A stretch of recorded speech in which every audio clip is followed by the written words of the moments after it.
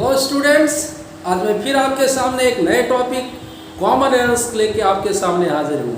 अगर आप स्टूडेंट्स हो, कॉम्पिटिटिव एग्ज़ाम देते हो या आप सीपीओ देते हो, सीएचएसएल देते हो, किसी भी प्रकार का बैंक पीओ देते हो तो आपको कॉमन एरर्स का सामना तो करना पड़ेगा ही।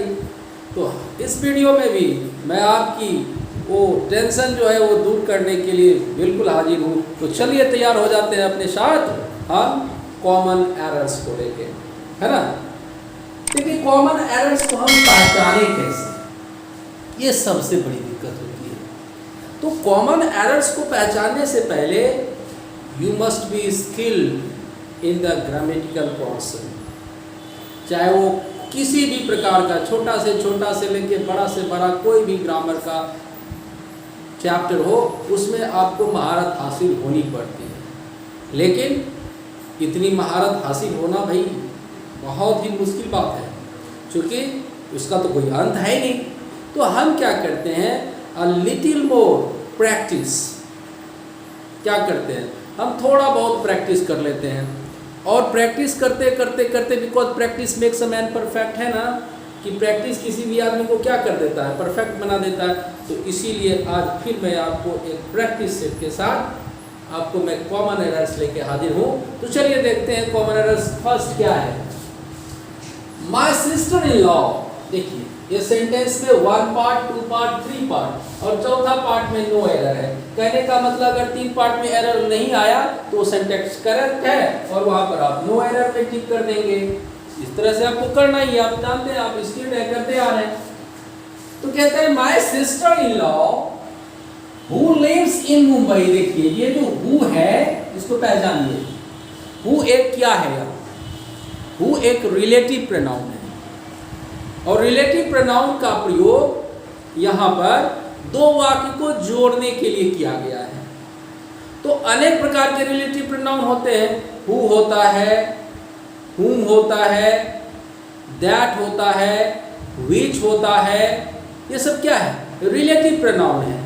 तो रिलेटिव प्रोनाउन का प्रयोग संबंध किससे होता है, सब्जेक्ट से होता है। याद रखिएगा, अगर हु है उसका सब्जेक्टिव केस में यूज होता है, यानी कर्ता के लिए यूज होता है। तो कर्ता क्या है यहाँ पर, सिस्टर इन लॉ। यही अगर यहाँ पर which हो जाता तो यही पार्ट वाक्य का गलत हो जाता, क्योंकि हु है और हु का प्रयोग हम ह्यूमंस के लिए करते हैं। किसके लिए करते हैं, मानव के लिए, मैन के लिए करते हैं, विमेन के लिए करते हैं ना। तो आप देखिए हु का प्रयोग हम सिस्टर लॉ के लिए आया, यही तो एंटीसीडेंट भी है। The noun used just before the, पढ़े होंगे कि एंटीसीडेंट क्या है। तो ऐसा नाउन जो रिलेटिव प्रोनाउन के पहले प्रयोग किया जाता है उसको एंटीसीडेंट भी कहते हैं। आप रिलेटिव प्रोनाउन चैप्टर में आप पढ़े होंगे। अब आपको देखना है तो हु किया है, यहाँ पर रिलेटिव प्रोनाउन है, मानव के लिए किया गया है। तो ये तो यहाँ पर कोई गलती नजर नहीं आ रहा है।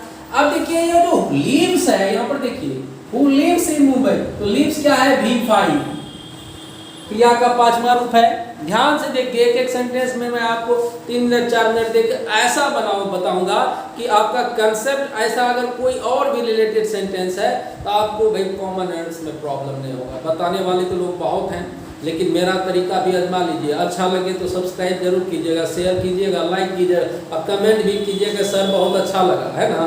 इतना करने में क्या जाता है, कर दीजिएगा।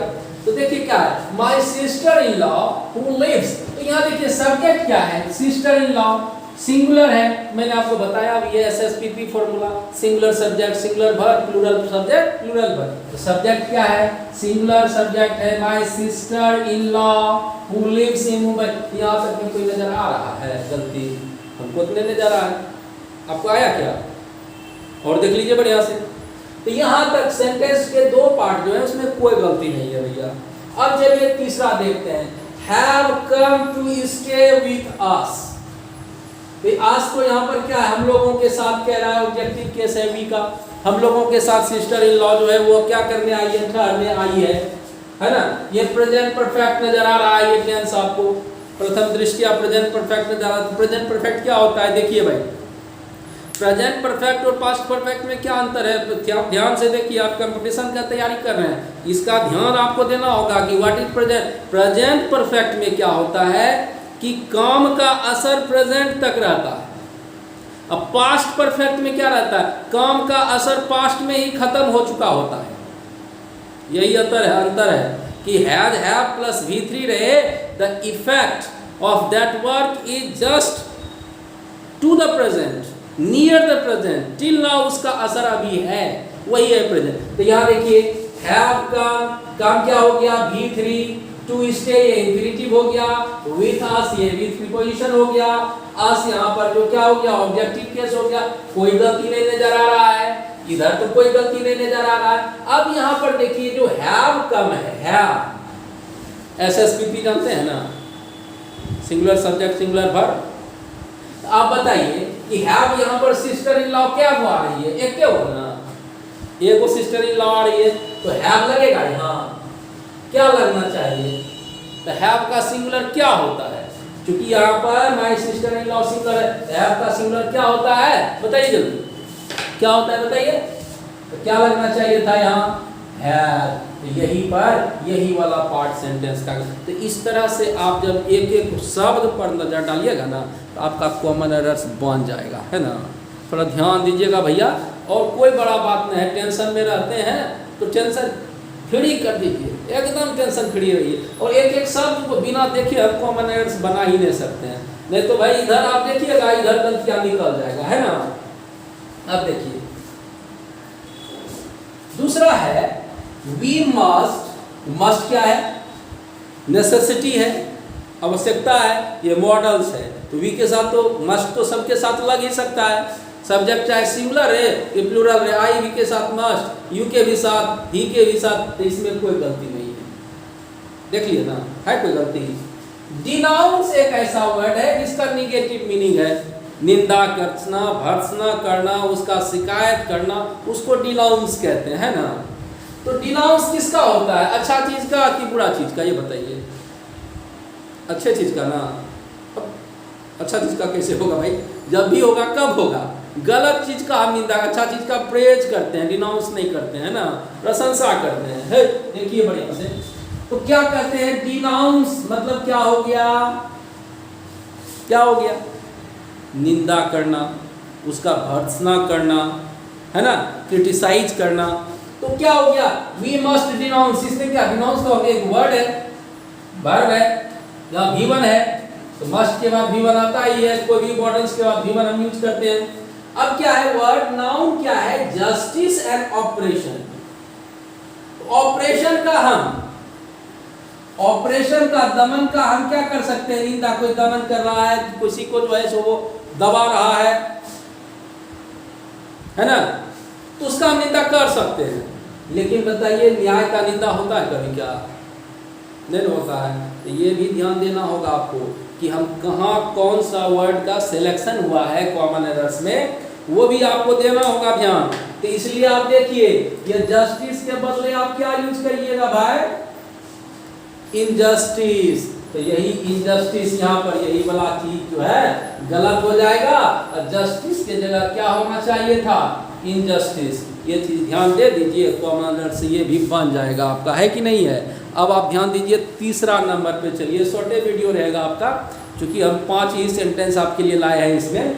अब देखिए तीसरा, थर्ड वन क्या है, इस सेंटेंस में क्या पार्ट है, हम वर्क करते हैं today, a part, because she is also, she can perform, ये दूसरा part, her work after having some rest for a while, ये 3 पार्ट, नो एरर 4 पार्ट। इस सेंटेंस में भी 4 पार्ट है। मैं सेंटेंस पढ़ता हूं आपके लिए, देखिए क्या है, निशा इज फीलिंग लिटिल कंफर्टेबल। भाई देखिए ये लिटिल बड़ा खतरनाक है, क्या है, लिटिल बड़ा खतरनाक है, थोड़ा ध्यान देके देखिएगा कैसे कैसे लिटिल होता है, कैसे कैसे फ्यू होता है, ये आप पढ़े होंगे।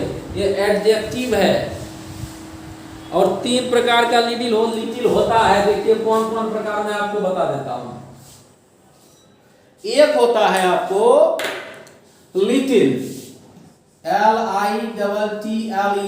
LITTLE, दूसरा होता है अ लिटिल, और तीसरा होता है द लिटिल। आप समझ में आया क्या प्रकार का होता है, 3 प्रकार का। कौन कौन, एक होता है लिटिल, दूसरा होता है a little और तीसरा होता है the little। ये 3 प्रकार का लिटिल होता है भैया।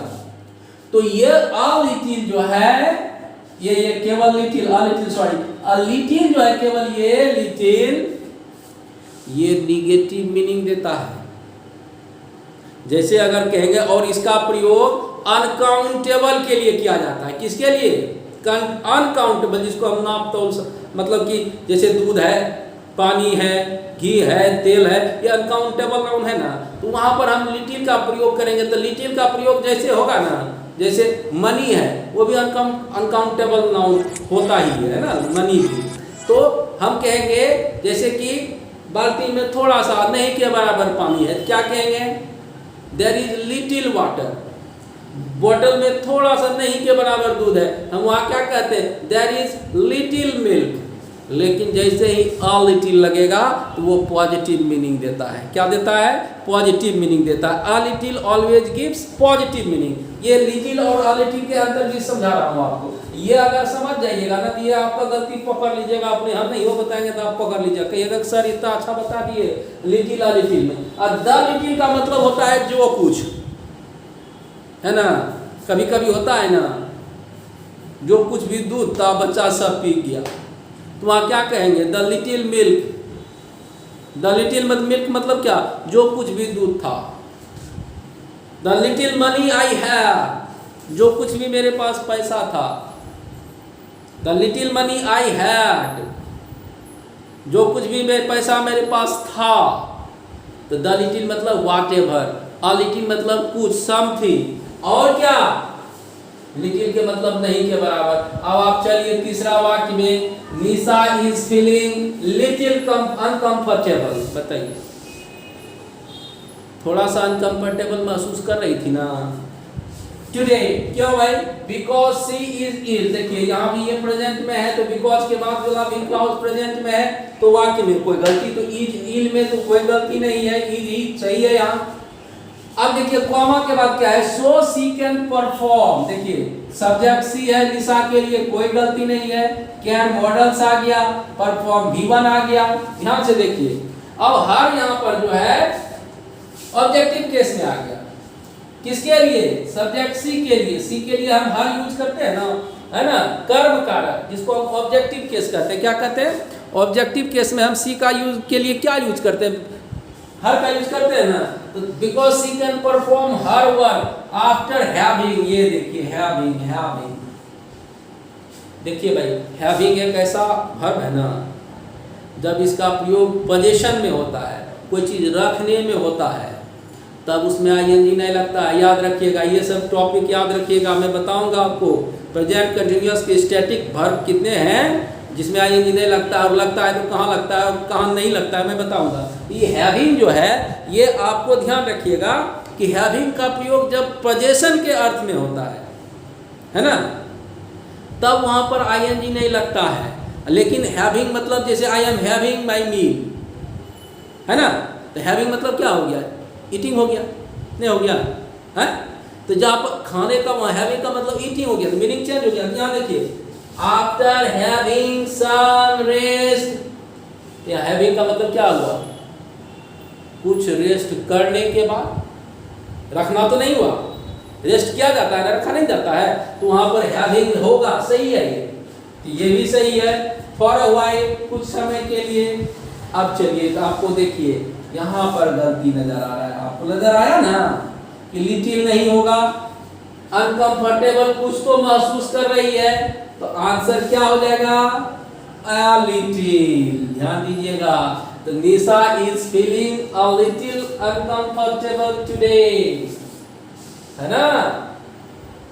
आज निशा कुछ क्या करती है? थोड़ा सा अनकंफर्टेबल महसूस करती है। क्यों भाई?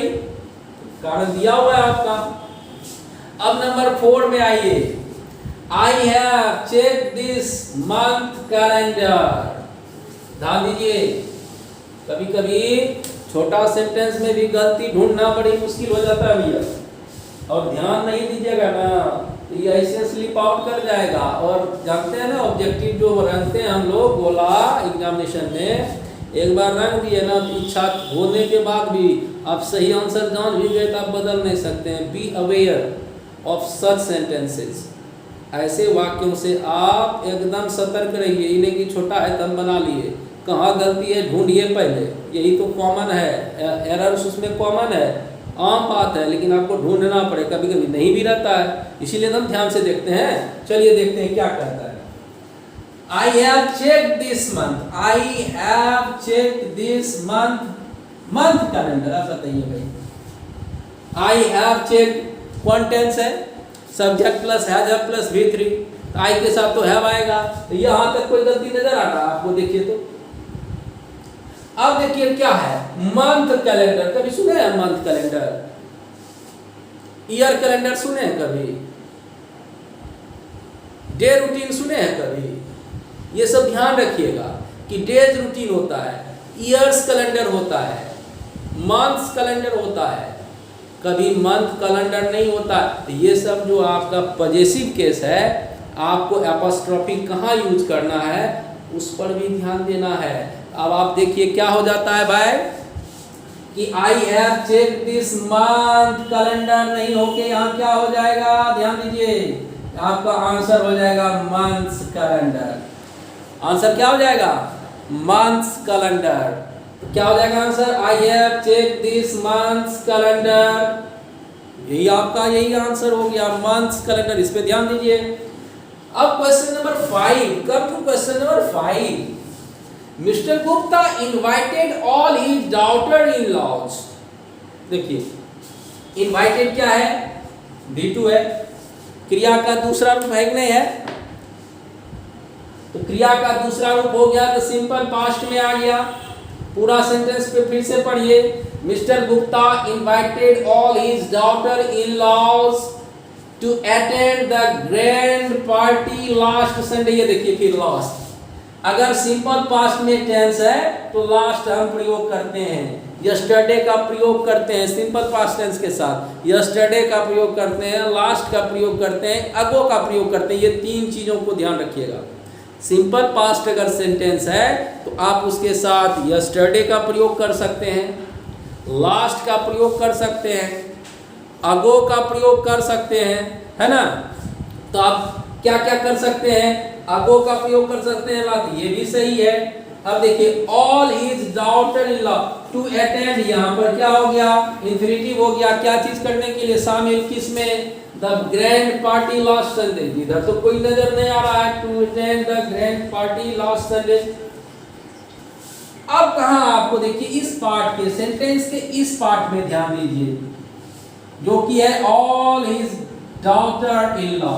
देखिए भाई ये जो डॉटर इन लॉ है, फादर इन लॉ है, जैसे देखिए अभी एक हैंड सैनिटाइजर है, ये सभी कौन वर्ड है, मैं इसके लिए एक वर्ड मतलब वीडियो बना के अपलोड किया हूँ, है ना, कंपाउंड वर्ड करके, है ना, सिंगल कंपाउंड वर्ड ये सब जो होता है ना, और जो 2-3 शब्दों से मिला के बनता है, उसके लिए में आप देख लीजिएगा कौन कैसे कैसे कंपाउंड वर्ड होते हैं और उसमें क्या क्या बच्चे मिस्टेक करते हैं, कैसे कैसे, वो आप देख लीजिएगा। कंपाउंड वर्ड का video English classes by Subodh sir, compound word by Subodh sir दीजिएगा ना, आ जाएगा। देखिए तो कंपाउंड वर्ड में भी बहुत सारी गलतियाँ होती हैं, उसको हम जब प्लूरल बनाते हैं तो ये देखिए कंपाउंड वर्ड में, तो यहाँ पर नाउन मैन नाउन, नाउन क्या है, डॉटर है, न कि लॉज है। तो हम लॉज का प्लूरल कैसे बनाएंगे, जो मैन नाउन है उसी का प्लूरल बनाएंगे। तो आप देखिए ऐसे नाउन को हम सन्स इन लॉ कर सकते हैं, अगर ज्यादा एक से ज्यादा दामाद है तो sons in law, son in laws नहीं कर सकते हैं। जैसे एक से ज्यादा पतोहू है उसको डॉटर इन लॉज है, तो वहां पर हम इन लॉज नहीं करके आंसर क्या होना चाहिए था, सही, डॉटर्स इन लॉ, मतलब ये सही होना चाहिए था, डॉटर्स इन लॉ। ये अगर होता आपका तो यह वाक्य सही हो जाता, लेकिन ऐसा तो कुछ है नहीं। तो सेंटेंस का वेयर द मिस्टेक्स और the errors lies in this part of the sentence, sentence के इसी भाग में आपका एरर दिख रहा है। तो इस तरह से मैंने आपको आज मिसलेनियस कॉमन एरर्स के बारे में थोड़ा बहुत जानकारी दिया। उम्मीद है आपको अच्छी लगी होगी। मिलते हैं फिर नेक्स्ट वीडियो में, बाय।